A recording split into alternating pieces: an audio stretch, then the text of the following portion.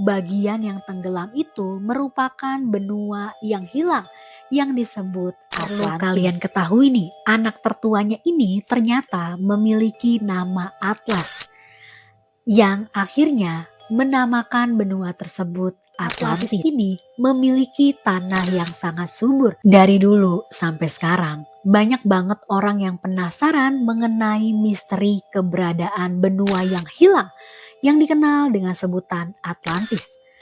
Sehingga menjadi pertanyaan besar bagi banyak manusia di muka bumi.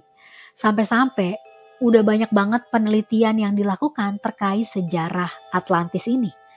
Jadi sebelum kalian lanjutkan videonya, jangan lupa like dan subscribe ya.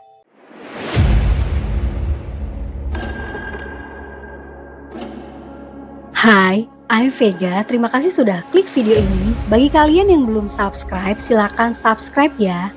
Oke guys, dengarkanlah dan menjadi tahu.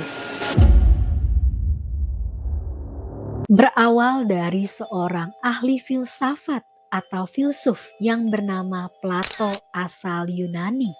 Dirinya ini hidup sekitar tahun 427 sampai 347 sebelum Masehi.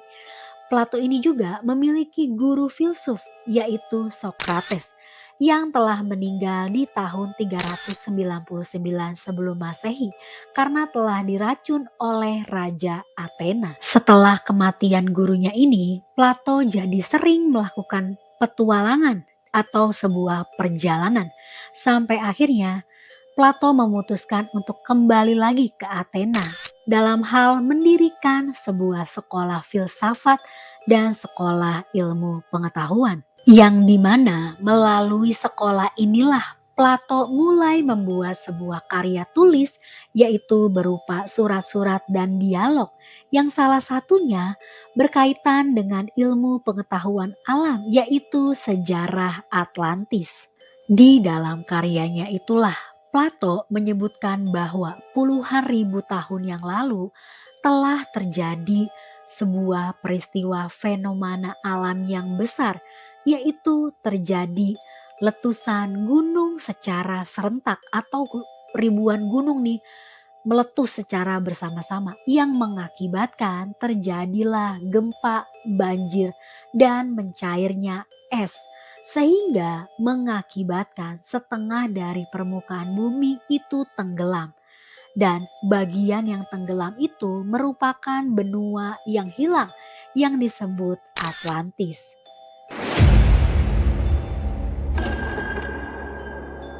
Melalui karya tulisnya juga, Plato ini meyakini bahwa bangsa Atlantis merupakan bangsa keturunan dari dewa Poseidon dan Kleto.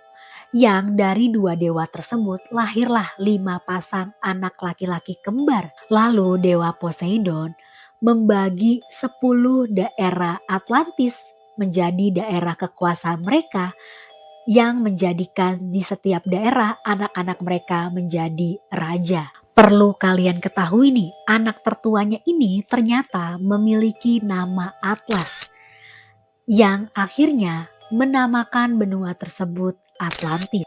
Plato juga menggambarkan nih kalau Atlantis merupakan tempat terbaik di muka bumi yang bisa menampung pasukan dalam jumlah besar, terdiri dari tukang batu, tukang kayu, sampai prajurit, di mana seluruh kebutuhan hidup mereka disediakan secara berlimpah. Bahkan digambarkan juga Atlantis ini memiliki tanah yang sangat subur dan curah hujan yang tahunan. Selain itu sumber daya alam di Atlantis sangatlah berlimpah yaitu memiliki tumbuh-tumbuhan dan juga tambang-tambang emas.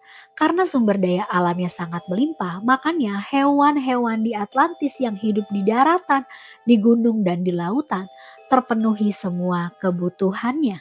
Dan Plato juga meyakini bangsa Atlantis memiliki teknologi yang cukup maju, yaitu mereka bisa merencanakan susunan wilayah kota mereka dengan membuat jembatan-jembatan untuk menghubungkan daerah daratan dengan perairan. Mereka juga membangun istana-istana bagi dewa-dewa mereka. Bahkan nih mereka membuat kanal yang cukup besar yang mereka fungsikan sebagai jalan keluar untuk mereka bisa berlayar ke zona terluar.